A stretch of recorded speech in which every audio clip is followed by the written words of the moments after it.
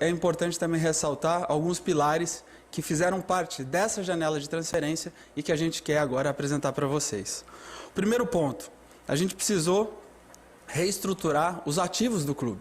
Então, muitos dos jogadores que estavam ou que vieram foram pensando numa resposta desportiva de maneira imediata.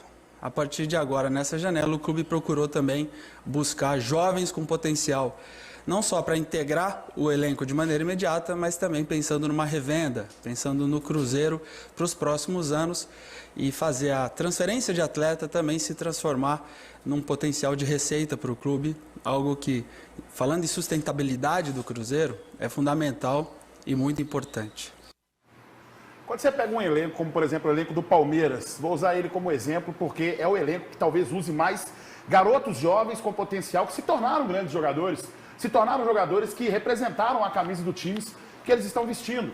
E a gente tem visto muita gente, inclusive pais de jogadores que foram dispensados do Cruzeiro, indo até as redes sociais reclamar desse momento que o Cruzeiro está passando, dispensando jogadores que sim, eu entendo que eram bons valores. Mas o clube também tem que pensar, inclusive, nas suas receitas, naquilo que ele, de repente, deveria ter que pagar por causa de promessas ou por causa de aditivos de contrato. Então, vamos esperar aí terminar essa reformulação das categorias de base do Cruzeiro, porque até aqui, por enquanto, os jogadores jovens que o Cruzeiro tem revelado têm se destacado sim, e a gente tem visto que bons resultados têm vindo com o Paulo Pezzolano.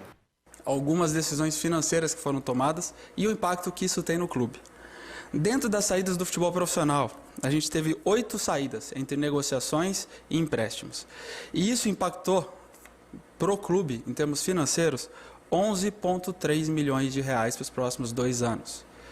Então, como a gente já vem dizendo, o clube precisa também proteger o aspecto financeiro, precisa analisar o que é possível pagar e o que não é possível pagar. E dentro do sub-20 foram feitas também 8 saídas de atletas. E dentro dessas saídas a gente pode levantar um valor de 2,8 milhões para os próximos 2 anos, que é um valor considerável para uma categoria sub-20.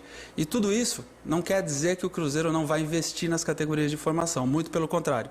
A gente vai alocar os recursos no lugar correto. Mas é exatamente isso que eu estava falando.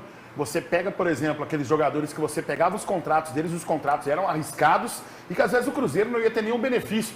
Jogadores fatiados, por exemplo. Você vende o jogador, aí de repente você consegue ali um valor por 15 milhões, por exemplo. O clube fica com 2 milhões, porque tal investidor ficou com tanto, o empresário ficou com tanto, o jogador tem uma parte de tanto, e aí não compensa para o clube você manter esse jogador na base. Então essas reformulações são muito boas, eu dou total apoio nesse sentido, porque antigamente eu reclamava, né, Bebel, que as categorias de base do Cruzeiro, você chegava lá na Toca 1, por exemplo, ali, sabe? Tinha um baita do investimento, era cabide de emprego e não saía nada. Tudo bem, o Cruzeiro revelou bons nomes nos últimos anos, como o Lucas Silva, por exemplo, o Mike, que agora está no Palmeiras. Vários jogadores saíram das categorias de base do Cruzeiro. Mas ainda assim eu acho muito pouco para um time que sempre revelou jogadores e sempre trabalhou com esse perfil de jogador que nós estamos trabalhando agora. Jogadores que em outros lugares não são bem vistos, quando chega no Cruzeiro consegue arrebentar com a camisa celeste. Então eu estou confiando nesse trabalho, principalmente porque a Toca 1 ela tem que dar retorno sim.